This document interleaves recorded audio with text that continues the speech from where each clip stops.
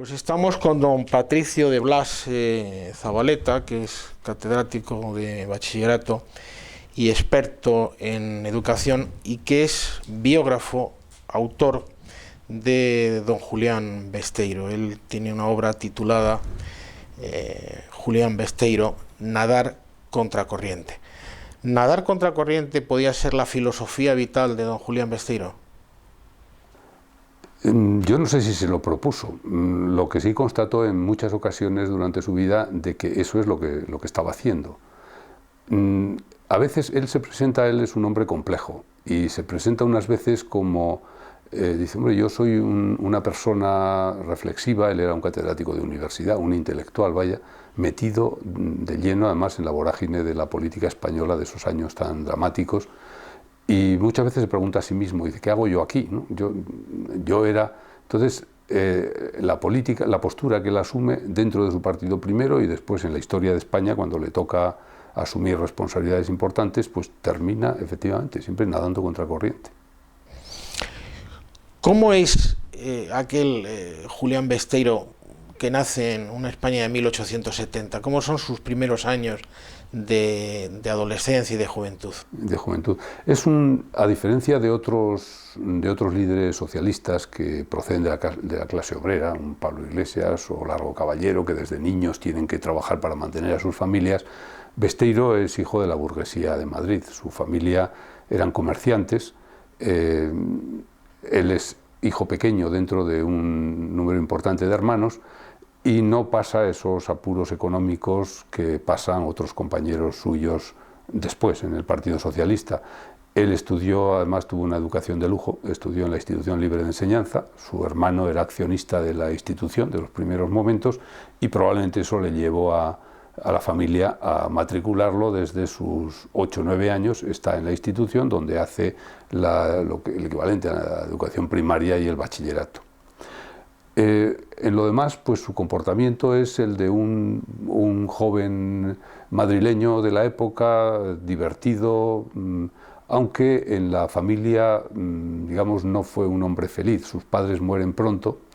Él queda huérfano relativamente joven, su padre sobre todo muere antes, cuando él tenía 7 o 8 años, su madre cuando tenía 13 o 14, y esa falta de cariño, de afecto de la familia, la cubre luego con creces en la escuela, en la Institución Libre de Enseñanza. Es allí donde él se hace amigos para toda la vida, siempre mantuvo hasta el final de su vida esa amistad, y allí es donde él encuentra esta felicidad, digamos, que en la familia no encontró. Él además con su familia mantuvo siempre una relación distante.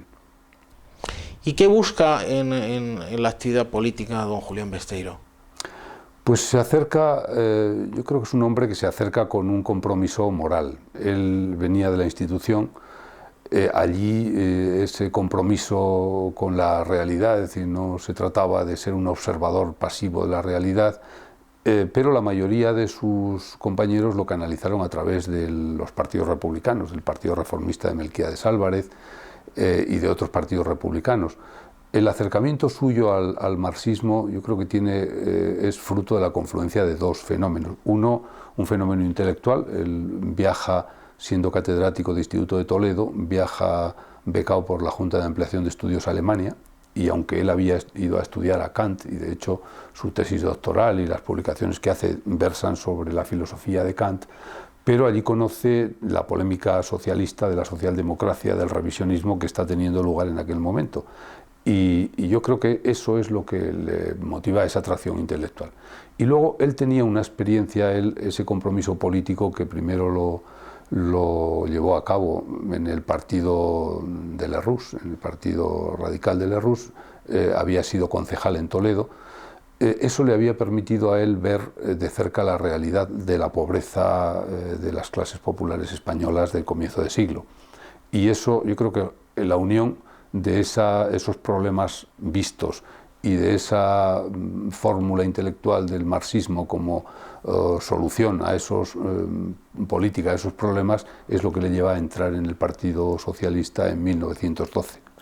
¿Cómo era esa España de esos años, de 1910, después de la Semana Trágica, pues, y antes de la huelga revolucionaria del 17? Del 17. Era una España en la que el abismo entre las clases sociales era enorme.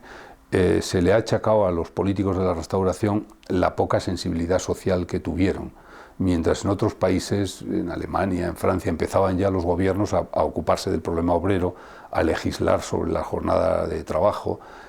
Aquí esa preocupación llega tardísimo, es con el regeneracionismo de Maura cuando se pone el descanso dominical, ¿no? En 1909. Es cuando empieza tímidamente a establecerse el Instituto de Reformas Sociales, es cuando el Instituto, un embrión de la Seguridad Social con el Instituto Nacional de Previsión. Es decir, los obreros no tenían nada, tenían unos salarios bajos que después con la Primera Guerra Mundial se quedarían estancados frente a unos precios que subían enormemente. Entonces, de ahí surge el problema de los subsidios. Vaya, la gente no tenía para comer. Este es la vivienda en Madrid. Claro, el agua corriente estaba empezando a llegar, pero la mayor parte de las viviendas no tenían agua corriente, se vivía hacinados en casas en unas condiciones bastante miserables. Precisamente un informe que encargó la Comisión de Reformas Sociales dentro de este Instituto de Reformas Sociales nos permite conocer ahora con mucho detalle cómo era la vida diaria de las clases populares en Madrid. En Madrid no había todavía un movimiento obrero fuerte, pero todo aquel conjunto de personas que formaban la servidumbre, en fin, la gente que malvivía en la ciudad, que eran muchos, vivían en unas condiciones francamente penosas. Y luego estaba el problema de Marruecos. Sí. El problema de Marruecos, con todo lo que reveló pues, el desastre de Annual, la investigación militar del informe Picasso, la comisión del Parlamento de la que Besteiro formó parte para investigar qué es lo que había pasado allí, reveló unas condiciones dramáticas, ¿no? El ejército pues, es un ejército pobremente dotado, en el que además los fondos, según se ve en el informe Picasso, pues se desviaban por aquí y por allá, y la condición de los soldados en Marruecos es penosa. La novela autobiográfica de Arturo Barea, la ruta es la que se centra en la guerra de Marruecos, revela desde dentro esta podredumbre, ¿no? Y luego estuvo pues lo que en definitiva sustanció la comisión del Congreso, ¿quién dio la orden de aquella campaña descabellada que llevó al desastre de Annual, ¿no? La actuación de Fernández Silvestre, claro, que murió en el frente, no se sabe si suicidándose o asesinado por alguno de sus subordinados. El desastre aquel, cómo se gestó, ¿no? Es lo que la comisión investigó y es lo que no llegó a sustanciarse porque el golpe de Estado de Primo de Rivera impidió que se viera en el Parlamento el resultado de aquella comisión. La huelga revolucionaria de 1917 marca definitivamente la vida de don Julián Besteiro en cuanto que finaliza conociendo la prisión, ¿no? ¿Por qué se produce esa huelga? Esa huelga tiene un componente social importantísimo. Es el resultado de la neutralidad española en la Primera Guerra Mundial, que permite que España exporte todo lo que quiere, todo lo que tiene para exportar. Eso da lugar a que surjan muchos negocios, muchos nuevos ricos en la España de aquellos años, pero como el crecimiento demográfico era enorme, como además la guerra hizo que algunos emigrantes españoles tuvieran que retornar, el precio de la mano de obra no subió nada. Entonces se encontró, los trabajadores de la época se encuentran con que siguen cobrando el mismo salario y los precios se han multiplicado por 2 o más. Entonces la consecuencia inevitable es el hambre, es lo que gráficamente se llamaba entonces el problema de los subsidios. Entonces los obreros habían hecho juntos la UGT y la CNT, habían hecho una huelga previa, un ensayo en diciembre que les salió muy bien, y a comienzos de 1917 plantearon al gobierno de Romanones una serie de reivindicaciones. Romanones se comprometió a satisfacer esas reivindicaciones, pero un cambio de gobierno hizo que el gobierno siguiente se desentendiera de aquel compromiso. Eso aceleró la preparación de un movimiento huelguístico Y la huelga se plantea además porque no solo los obreros estaban descontentos, se estaba produciendo entonces el descontento militar, las juntas de defensa en el ejército estaban también profundamente, los sueldos de los militares eran bajos, el equipamiento dejaba mucho que desear, los ascensos con la guerra de Marruecos pues habían alterado aquellas expectativas de muchos militares de subir por el escalafón, en fin, se estaba cociendo también un descontento enorme. Y finalmente estaban los parlamentarios, que el gobierno había disuelto el Parlamento a comienzos de año para que no se le pidieran explicaciones sobre la guerra de Marruecos o sobre las negociaciones con las juntas de defensa, que a todas luces eran ilegales. Entonces el gobierno disuelve el Parlamento y los parlamentarios se encuentran de brazos cruzados en esa situación. Entonces justo en el verano del 17 convergen esos tres descontentos: el obrero, el militar y el burgués parlamentario. Piensan en el comité de huelga que es un momento excepcional para lanzar una huelga general política y la lanzan. Pero sus cálculos respecto a la neutralidad del ejército pues se revelan falsos. El ejército se pone al lado del gobierno y reprime durísimamente la huelga. Los partidos republicanos, sobre todo Cambó, el de los partidos nacionalistas que se habían comprometido en la fase previa a apoyar la huelga, no lo hacen y digamos los obreros se quedan absolutamente solos. La huelga revolucionaria del 17 y la consiguiente prisión de don Julián Besteiro marca el inicio del epistolario que luego conocemos como cartas desde la cárcel, que se intercambian entre él y su esposa. Son, yo creo, una colección de 359 cartas, se conservan en la Biblioteca Nacional y permiten ver algo muy impresionante, ¿no? La relación marido-mujer de un matrimonio. Se habían casado los dos mayores, Besteiro tenía 40 años, su mujer 30 cuando se casan, es decir, saben lo que se hacen. Y sin embargo, permiten ver, decía, cómo un marido puede estar escribiendo todos los días desde la cárcel, prácticamente no falla ni un solo día, excepto en Carmona, donde ya no le permitían escribir más que los miércoles, y a su vez su mujer pues le está respondiendo siempre. Entonces es para quien quiera conocer el personaje y para quien quiera conocer también la España de entonces, esas cartas son una fuente de información impresionante. Y siempre el mismo encabezamiento: queridísima Lolita. Sí, pero nunca la misma despedida. Es decir, en las 359 cartas nunca se despide de la misma manera, ¿no? Empieza queridísima Lolita, pero siempre hay una fórmula diferente, es curioso, de despedida, siempre cariñosa y siempre afectuosa, ¿no? Creo que lo que esta mujer representa en la vida de Besteiro es importantísimo. Con la proclamación de la Segunda República, la figura de don Julián Besteiro llega a su cénit político, ¿no? Sí, en términos de presencia en la vida política española, al ser nombrado presidente de las Cortes Constituyentes, es su papel más relevante, ¿no? Antes, él había sido formalmente, después de la muerte de Pablo Iglesias, en 1928 le eligen presidente del Partido Socialista y de la Unión General de Trabajadores, pero en el tránsito de la dictadura de Primo de Rivera a la República, se ha distanciado de sus compañeros. Besteiro no era partidario de entrar en el gobierno provisional, primero en el Comité Revolucionario, sus compañeros sí, entonces se va a producir ahí un distanciamiento que empieza a apartarlo de la dirección del partido. Pero en cuanto a la historia de España se refiere, su papel como presidente de las Cortes es su obra más relevante y además fue un gran presidente de las Cortes Constituyentes. Como decíamos, había sido 2 veces concejal, por Toledo y por Madrid. Por Madrid también, sí. ¿Qué labor desarrolla en esas concejalías? Pues cuando uno ve sobre todo las actas de Madrid, las que hemos manejado más directamente, las de Toledo sabemos un poco más por las referencias de prensa. En Toledo él juega el papel del radical, del republicano radical, ahí prevalecen un poco los enfrentamientos con el clero. Toledo es una ciudad en la que la presencia clerical era importante y condicionaba un poco toda la vida de la ciudad, y Besteiro se revela ahí un poco más como anticlerical que como un dirigente social, aunque también organiza allí actividades importantes, ¿no?, de comedores infantiles, de vacaciones de los estudiantes, en fin.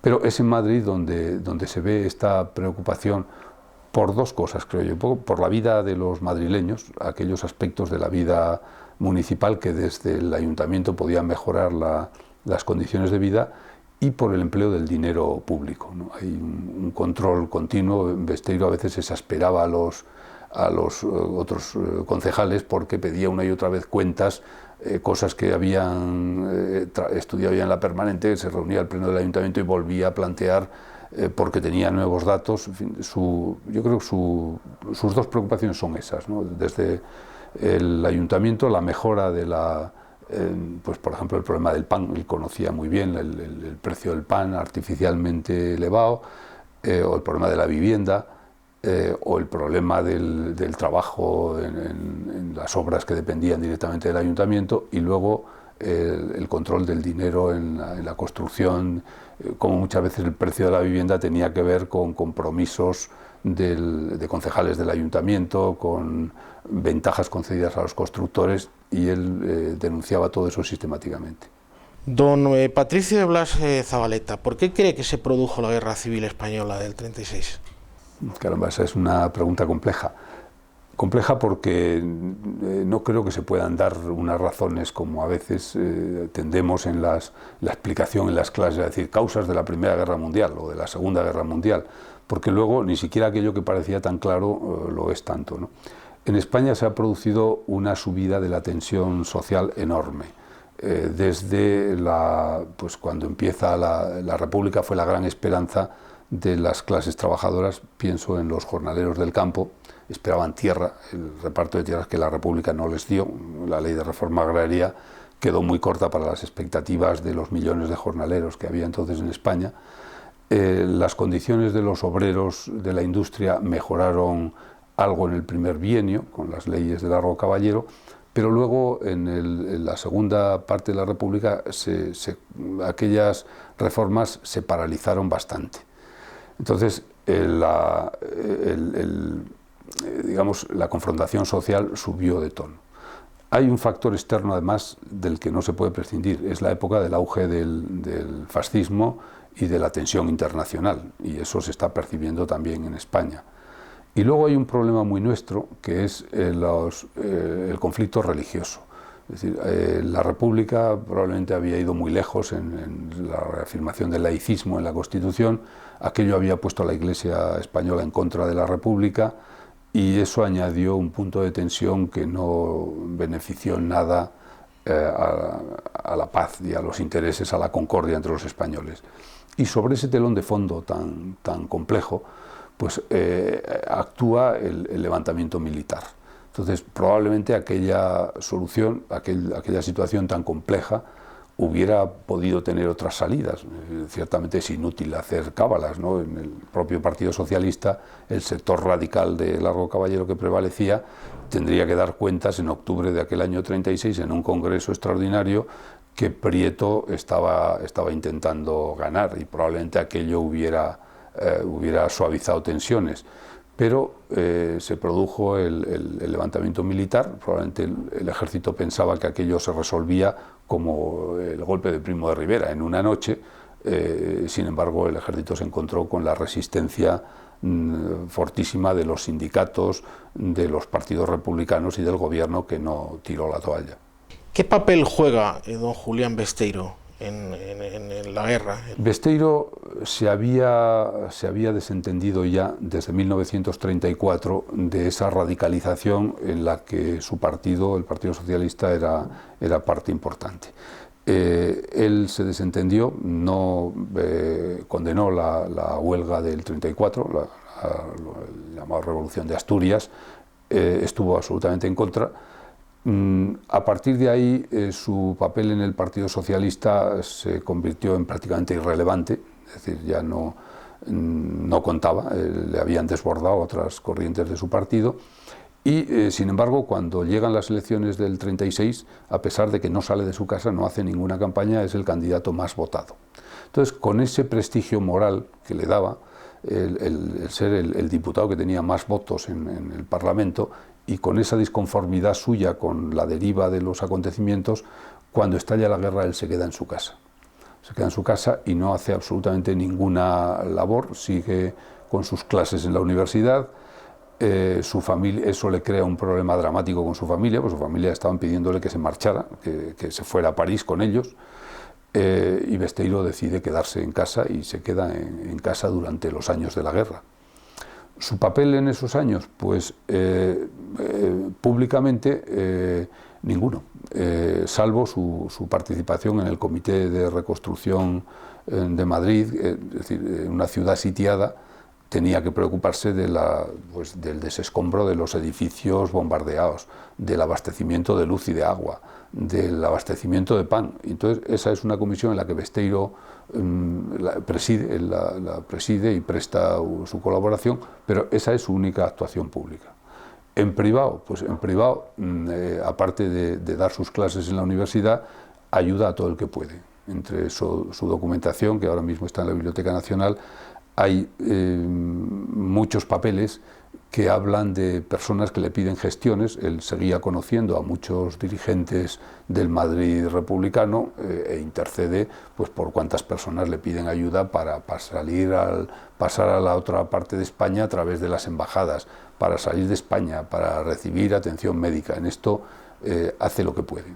Ciertamente él jamás presumió de ello, ni siquiera lo sacó a relucir en el proceso, en el Consejo de Guerra que le hicieron, pero ahí están esos documentos y los testimonios de personas a los que ayudó en la guerra, ¿no? Viaja a Inglaterra y fácilmente puede quedarse allí, pero no lo hace. Esa es, al citar antes su representación pública, dejaba de lado ciertamente esa intervención como embajador extraordinario del presidente Azaña en la coronación de Jorge VI. Hombre, más que asistir a una celebración, a lo que va Besteiro es a lo que Azaña le ha encargado, hacer gestiones ante el primer ministro inglés para que medie y traten de poner fin a la guerra civil. Esa es la gestión que Besteiro hace y que desgraciadamente no tuvo mucho éxito. Pero sí, allí tuvo la oportunidad de quedarse. Como tuvo la oportunidad de salir, le propusieron que se fuera de embajador a Argentina. El ministro argentino tenía mucho interés, dio el placet inmediatamente y tenía mucho interés en que Besteiro fuese a Buenos Aires como embajador, pero él se negó siempre a salir de Madrid. ¿En qué punto se produce el encuentro entre la personalidad de Casado y Besteiro para esos días que podemos denominar los últimos días de la guerra, cuando la guerra está perdida? Besteiro empezó a cortejar a Casado para este fin desde finales del 38. Besteiro no se sumó, no quería participar. Él, su intento, digamos, de mediación lo hace cuando Azaña le llama a Barcelona y cuando él va a sus compañeros del Partido Socialista y se ofrece o le piden, Azaña le había pedido que fuera allí, y él encuentra que no va a tener respaldo de los socialistas para asumir ningún compromiso y probablemente por eso Azaña ni siquiera se lo termina por ofrecer. Dan una explicación, Azaña da una explicación inverosímil del motivo de su llamada. Dice, le he llamado para hablar de los viejos compañeros y para eso pues le hace a Besteiro salir del Madrid sitiado, hacer un viaje complicadísimo a Barcelona cuando además Besteiro estaba enfermo, ¿no? Era un hombre de delicada salud.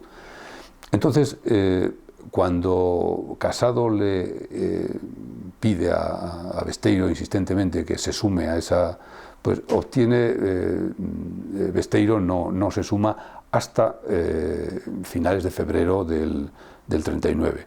Es cuando ya ha dimitido Azaña y cuando Besteiro entiende que no hay otra salida que un gobierno militar que asuma legalmente el poder y firme la paz. Esta es una discusión también de entidad, porque claro, al dimitir el presidente de la República, el Parlamento debiera haber nombrado en un plazo otro presidente, cosa que no hace. El Parlamento ni siquiera se reúne, no puede reunirse.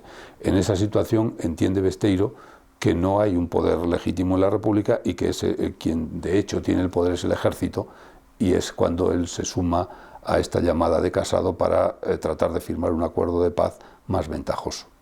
Podemos entender que lo hace desde una concepción humana en el sentido de evitar muertes. Sin duda. ¿O una resistencia numantina?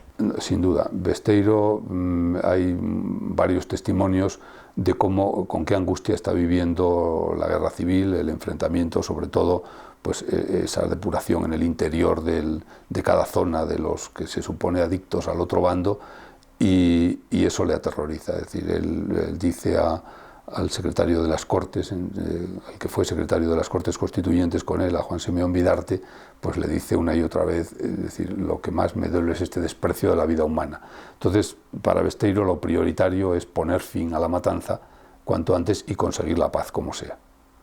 De ahí su adhesión a Casado y el uso del gran prestigio que Besteiro conservaba para sumar voluntades a esa causa de pedir la paz y terminar con esa resistencia numantina. Hay testimonios de Besteiro en el propio comunicado, cuando se hace cargo de salir a la radio a explicar lo que pretende el Casado y su rebelión dentro de la zona republicana. Plantea Besteiro, no tiene ningún sentido resistir. Ya sabemos que la situación internacional va a llevar a un enfrentamiento, pero eso no nos va a resolver a nosotros nada, eso va a aumentar la matanza y hay que poner fin a ella. Esas imágenes que capta el genial fotógrafo Alfonso en los sótanos del Ministerio de Hacienda son de un dramatismo terrible, ¿no? Sí, es con ese flexo allí, la atención centrada en las manos y en la cara de Besteiro y en el papel que está leyendo a la opinión pública de Madrid y de toda España. Aprovechan, lo hacen a la hora en que solía emitir el gobierno republicano los partes de guerra, emiten ese comunicado, ¿no?, en el que Besteiro hace esa llamada dramática, de decir, démonos cuenta de la situación real, dejémonos ya de propaganda para mantener el espíritu de resistencia y veamos que no tenemos otra salida, que hemos perdido la guerra, que pedir la paz, ¿no? Hay que saber perder, dice Besteiro, hemos perdido, entonces hagamos la paz. Franco no acepta las condiciones de paz que le ofrecen el coronel Casado, general Casado y don Julián Besteiro. Casado se marcha en el barco Galatea y don Julián Besteiro se queda tranquilamente en aquel sótano de Hacienda. Sí, se queda y se queda por la misma razón que se había quedado en Madrid al comienzo de la guerra, ¿no? Él hay una cosa que repite en los últimos momentos y que yo creo que siempre lo tuvo presente. Él entendía que el político y el profesor tienen que dar tienen una profesión que tiene un carácter ejemplar, tienen que dar ejemplos. Entonces él diría, yo que no he dicho, como habían dicho otros políticos, como Negrín o Casado, o nos salvamos todos o todos perecemos. Besteiro no había pronunciado frases solemnes de ese tono, sin embargo quiso quedarse junto con aquellos que le habían votado en las últimas elecciones, en el 36, y seguir la misma suerte que siguieron ellos.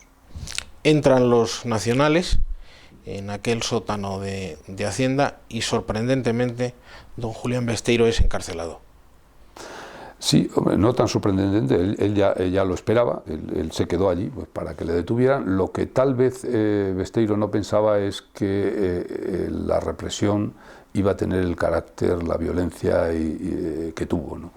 Él, sin duda, temía los primeros momentos en que Madrid fuera ocupado por los nacionales y temía por su suerte, pero él pensaba que pasado ese primer momento, como dice, no se puede hacer la paz de media España contra la otra media, y que el gobierno que resultase de la guerra necesitaría de la otra mitad de españoles, y ahí, pues como él dice, se equivocó, ¿no? Cuando veía, no tanto por él, hay un momento en que llega a decir, yo ya soy un anciano de 69 años, que no pido nada para mí, ¿no? Pero había visto la situación en la que dejaba a su mujer, su familia, y eso le preocupaba hondamente. Comienza pues su calvario carcelario, ¿no? Varias prisiones. Varias prisiones en las cuales pues, se va viendo cómo esas expectativas de que un consejo de guerra, Besteiro tenía la conciencia tranquila. Él no, desde que empieza no solo la guerra, sino antes desde el 34, él no tenía nada que reprocharle. La propia ley de responsabilidades políticas de Franco del 39, que las pide desde el año 34, Besteiro no tenía desde ese momento, sus palabras habían sido solo de concordia, de paz. Entonces era un hombre que consideraba que no tenía nada que temer. Y sin embargo llega el proceso y le condenan a cadena perpetua y a punto están de condenarlo a muerte. Entonces las cartas de todo ese periodo van dando cuenta de esa evolución desde los primeros meses en los que se prepara para un proceso que él consideraba que tendría otro derrotero, hasta que va percibiendo que realmente ya no hay nada que hacer, ¿no? El desánimo de las cartas de los últimos meses de Carmona son impresionantes. Se produce el juicio, y en ese juicio hay un fiscal que es antiguo alumno de don Julián Besteiro y un defensor que acaba viéndose cautivado por la personalidad de la persona que está defendiendo, ¿no? Sí, es curioso lo del abogado, ¿no? Asume la defensa de Besteiro con mucho recelo. Hay Arenillas de Chávez, que era un católico practicante el hombre, y le pregunta a Besteiro con ingenuidad y al mismo tiempo con decisión, ¿no? Es decir, ¿es usted masón? Porque si fuera masón no le defendería. Entonces, a partir de ese primer contacto, Arenillas de Chávez pues va viendo en Besteiro una persona íntegra que no quiere, a la hora del proceso, pues no hace más que reafirmar, para desesperación del propio defensor, reafirmarse en sus posiciones, en sus posturas. Es decir, es un hombre que no está dispuesto a contemporizar ni a renunciar a nada de lo que ha sido ni de lo que es por conseguir un mejor trato en el juicio. Hay un acercamiento ahí de los dos. Luego está la postura del fiscal. El fiscal es curioso también cómo le echa en cara a Besteiro. Dice: usted es un hombre recto y un hombre honrado. Pero precisamente el ser un hombre honrado es lo que más ha perjudicado, porque este carácter suyo ha hecho que el socialismo haya sido atractivo para un sector de la población que de otra manera pues no se hubiera acercado a él, ¿no? Es decir, tiene usted una doble responsabilidad en ese sentido, ¿no? Y es ahí sí, muy incongruente cómo con esos antecedentes el fiscal pide la pena de muerte para Besteiro, ¿no? De alguna manera, en esa condena no se está condenando también la participación de Besteiro en la huelga revolucionaria del 17. Claro, esa es la explicación, la que él mismo da. Por eso decía antes la desesperación del defensor cuando Besteiro empieza a contar su historia a partir de aquella huelga, diciendo que si aquello hubiera tenido éxito, se hubieran evitado muchos males posteriores.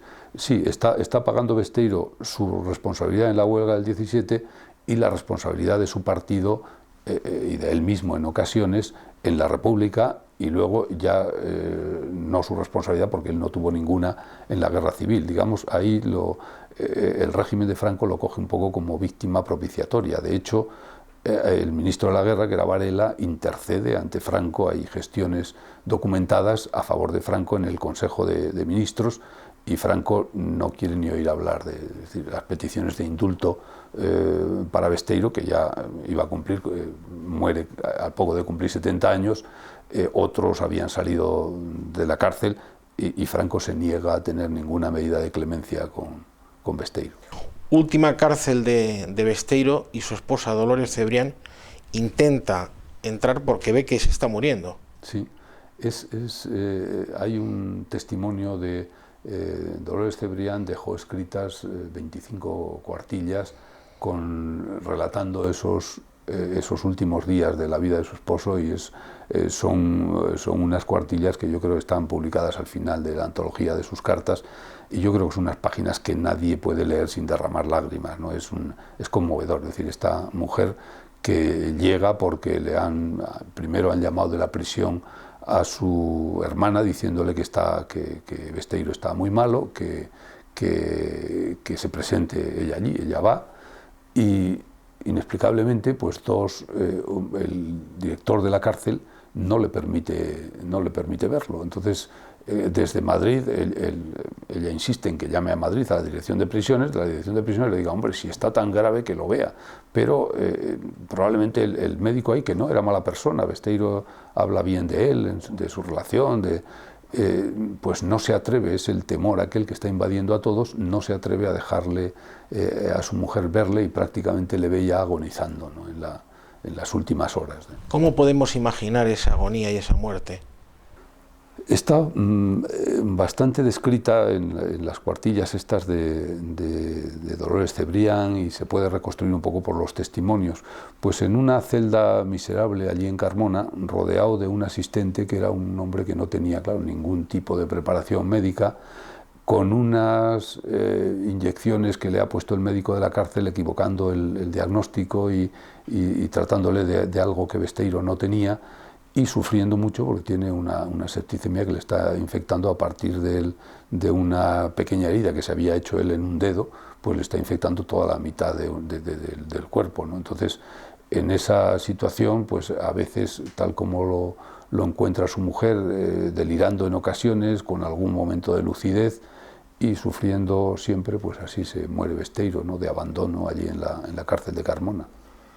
Aquel hombre abandonado es agnóstico, pero está enterrado junto a su mujer, que nunca renuncia a la religión católica, ¿no? Sí, ahí están.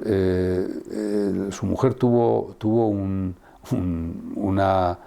encima del sufrimiento que tenía, tuvo un dilema singular. Besteiro había pedido que le enterrasen en el cementerio civil.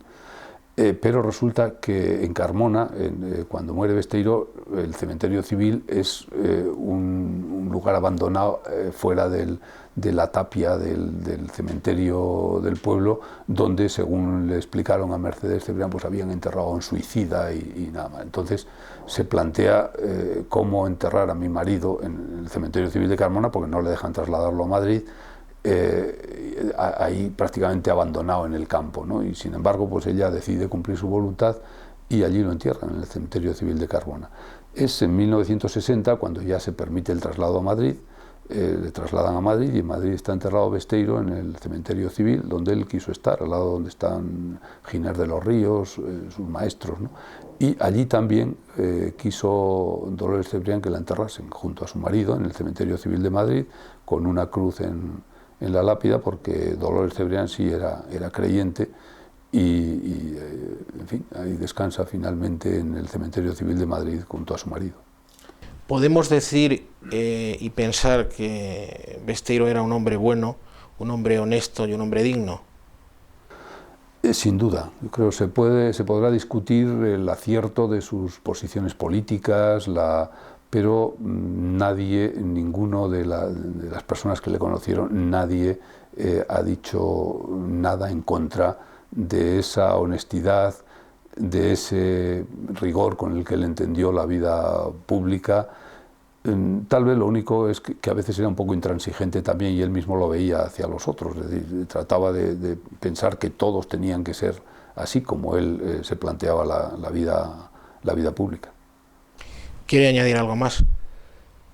No, es decir, simplemente que en estos tiempos en que a los políticos se tiende a criticarlos tanto, pues en España hay muchos políticos que han sido hombres muy dignos, y Besteiro sin duda lo es. Muchas gracias.